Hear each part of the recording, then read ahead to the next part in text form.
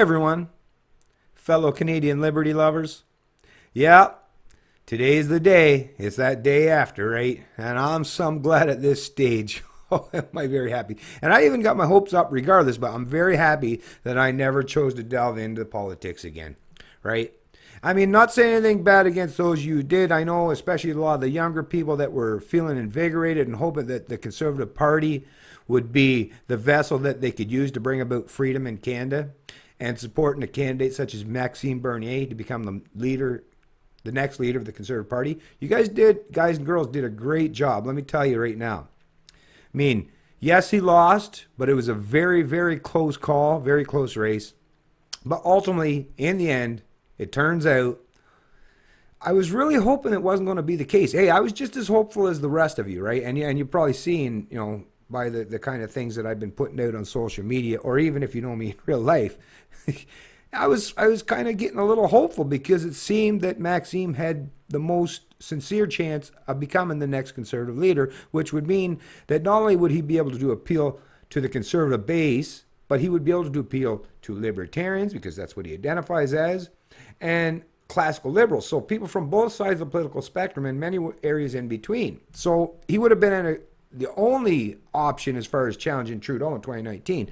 But, well, social conservatives predominantly now, that's going to be number one. But I've got three reasons why Maxime lost that I've come to discern for myself. The reasons why I think Maxime lost. But number one, what's being covered today by all the established media, and that is going to be the predominant narrative that you're going to hear. And you know what? They're actually pretty much right in this regard. But yeah.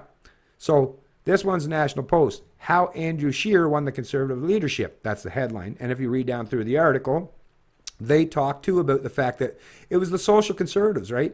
Those, especially on the second, third, like the down ballot choices, like your second, third, and fourth, and fifth choices, the social conservatives had enough in totality to overwhelm the Libertarian wing of the Conservative Party.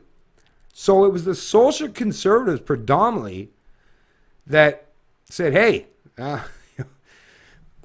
fucking gays, right? These old gray-haired, these white-haired fucking bunch of authoritarian, bitter old men, a lot of them, they're like, they hate the gays, or, damn it, I'm scared you'll take away my goddamn entitlements. That was more important to them than you. If you're a successive generation, if you're a younger person in Canada today from Gen X or Gen Y that chose to say, hey, I don't like the establishment, I don't like the status quo, it's time for me to have my say. It's time for me to be put at the big table, right? But the old social conservatives said, nope, and I don't care. I know you guys are going to suffer a lot, because like that basically they handed the rate, or the next federal elections, they handed that right over to the Liberals and said, here you go. Here you go. Social conservatives said, no, I'm going to stick to my goddamn, I hate them damn gays and I want my entitlements. Right? That was more important to them than showing solidarity with their successive generations and standing up for not just what's right and the principal thing to do, but for actual individual liberty in Canada. So, yeah, your grandparents basically sold you out, kids. Right? Hate to break it to you, but that's just the reality of the matter. And it's like I said, so that's just the National Post headline. Recognize the same thing. Listen to this one from the Globe Mail. And that's, like I say, you're giving all these, that's another thing you've done. You give all the lefties, all the collectivists, all the parasites, all the progressives, oh, they're salivating. I guarantee they were partying last night when Scheer won, because they're like, yeah, social conservative, this guy going to fucking challenge Trudeau, right? Sure, yeah, that'll work out real well. We all know that's not going to happen. Trudeau will probably destroy. I mean, the Conservatives won't have any chance in hell as far as I'm concerned in 2019. But here, headline from the Globe Mail. In Andrew Scheer, Conservatives elect Stephen Harper 2.0 with a smile, right? So, like I say, they're fucking laughing at all you goddamn bunch of dumb old fucking conservatives. They're laughing at you, and actually they're not just laughing at you, but they're thanking you secretly, and actually they're not even being secret about it now. Thanks, right? Thanks for giving us a leg up, right? Fucking bunch of old fucks. And even, of course, the main establishment outlet, the center of establishment in Canada, the folks at the CBC. Andrew Scheer's unlikely path to victory.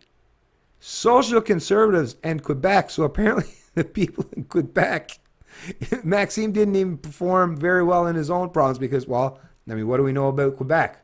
They love their socialism too, right? They love their big government programs. Apparently, even his own riding of Beauce, the people turned against him. It's like, oh, no, don't. Oh, maybe some of the farmers, right? Because the supply management. I don't fucking know, obviously. But, I mean, yeah, obviously they were like, no, I'm too fearful. And I don't want to give my successive generations the opportunity to actually have a good platform to stand on to challenge these collectivists on the other side of the political aisle. They're like, no, the conservatives, social conservatives, and the crony fuck said, you young people, listen. I wish you the best. I want you to stick around and keep supporting us old social conservatives. We're not going to do nothing for you. But hey, hopefully you'll be able to do something in the future when I'm long gone and I don't have to worry about any of this, right? Like I said, your grandparents sold you up the river, man. That's the truth of the matter, folks. But listen, it's not just that. But that is definitely the big thing. And I mean, like I say, all the liberals must have been partying hard last night. But in addition to that, now, like I say, I will place, the number one group that I'm going to place the blame on is the social conservatives. Obviously, because just look at how it all happened. Watch how it all played out last night. That's why all the media understands it, because, yeah, it was all the votes for, like, whether it was O'Toole or some of the other social conservatives, but they all went, right? The social conservatives ganged up on the libertarian-oriented types, right? But in addition to that, so you had the social conservatives, but here's the other aspect of it too. You seen the whole thing yesterday, right? What was it? I don't know how many thousands, or maybe over 100 and some thousand, but there was a lot of people that showed up to vote in person, downtown Toronto, right? These would be your progressive conservatives, because, I mean, Toronto, there's very few, I mean, actual conservative? Nah, predominantly most of these fuckers in a place like that, in a place like Toronto or the GTA, you're talking about progressive conservatives, right? Big government socialist conservatives, more or less. And so you had the social conservatives, and now you have the progressives. So basically the left-winger conservatives, they joined forces together, right? To fuck the libertarians. So there's your two immediate enemies, right? Your social conservatives are now the ones that said, now we're not willing to give you any of your freedoms or rights or liberties. The progressive wings, well, they showed up seemingly in high enough numbers, because look at Chung, he was up fifth, he stayed in there, so you know where those votes went, right? It's like, well, we don't want libertarian, right? I guess they decided, well, let's fucking shoot ourselves in the foot. Well, even though they probably don't identify as genuine conservatives anyways, so they chose to go to a different candidate in the hopes that the libertarian Maxime Bernier would not win. And you know what? Those two alone probably would have been enough, but there was one more on top of that. There's one more reason why Maxime Bernier is not the leader of the Conservative Party of Canada today. And this is where the blame is going to be placed squarely on the shoulders of those of you, the younger people, that really wanted to affect this change. That really wanted to bring Maxime Bernier, to the forefront of the Conservative Party and start really having a chance of bringing about real small government and individual liberties and freedoms in Canada. And the reason is, are you ready for it? This is a hard truth, folks, but I seen the post so far. There was, it seems like almost 50,000 or 50,000 or so ballots that were tossed out.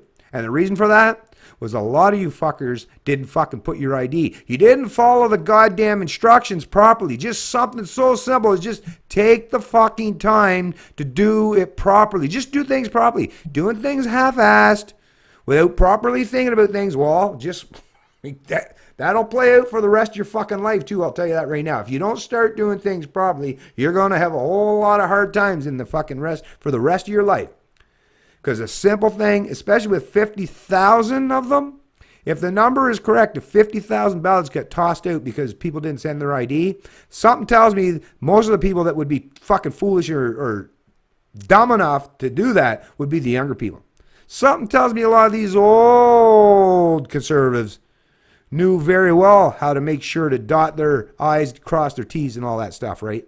So 3 reasons: social conservatives, progressives, conservatives, and those of you who didn't Take the time and put in the effort to do it right. Right? Those are your reasons why Maxime, and I mean, it was such a small difference in how much it took for Scheer to win. So, yeah, could have very well been celebrating today that we were at least that one step further or one step closer to bringing about real individual freedoms and liberty to Canada. But for those three reasons, that's not going to happen.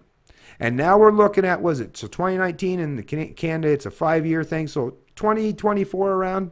So 2025, Conservatives, it's 2016.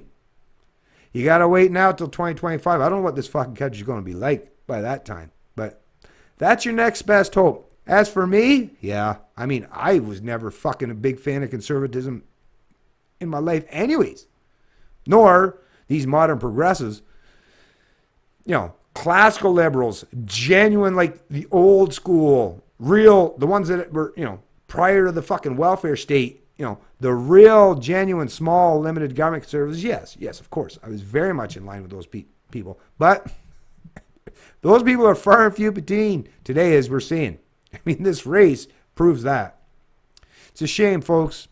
But don't let it discourage you completely. Because like I've said in posts and past videos, listen, just the fact that in Canada, which just a few years ago, 5-6 years ago, in Canada, you barely could find one in a 1,000 or 10,000 or 100,000 people even knew what a libertarian was. But at least now, I mean, look how far, and it wasn't because fucking Maxime Bernier was running, because it was people like us, right? It's not, no one had even heard of this guy until the leadership race, which in the last year or less than the last year. So really what has really brought about people's minds coming around to accepting and embracing genuine libertarian values and principles, it's us doing what we got to do. Not in the political realm, just doing what we got to do in our personal lives and in the social media, in the, you know, on the internet, and, you know, helping to expand, educate, and enlighten people in regards to what libertarianism, what individual freedom and liberty is all about. We are the ones, not the political hats, not the political parties, not these propagandists, not the media pundits. It's those of us that have been doing our grassroots efforts, trying to help educate and inform people about the proper fundamental aspects of liberty and what that entails and what that means, the personal responsibility that has to come along with it if it's ever going to happen, if it's ever going to flourish, if it's ever going to exist. We're the ones that brought that to the forefront. It wasn't the Conservative Party. It sure as fuck ain't the Liberal Party. It sure as fuck ain't the NDP or even the Libertarian Party of Canada, which still to this day barely anyone even knows about. Yeah. Now, politics, yeah, I'm stepping, well, I mean, I never stepped back into it, and I'm glad I didn't, but I'm getting even further away from it now at this stage of the game. Now, I'm just totally concentrating and focusing my efforts on the things that I've been doing predominantly for the last however many years now, is just, like I say, do what I got to do to help educate and inform Canadians properly. Fuck the political process. I'm going to help them to better bring liberty, personal liberties, personal responsibility into their own lives, into their own families, into their own neighborhood, in their own communities. That's the best way to take that approach. Those of you that want to still play in the realm of politics, you go ahead and do your thing. I want nothing to do at this stage of the game.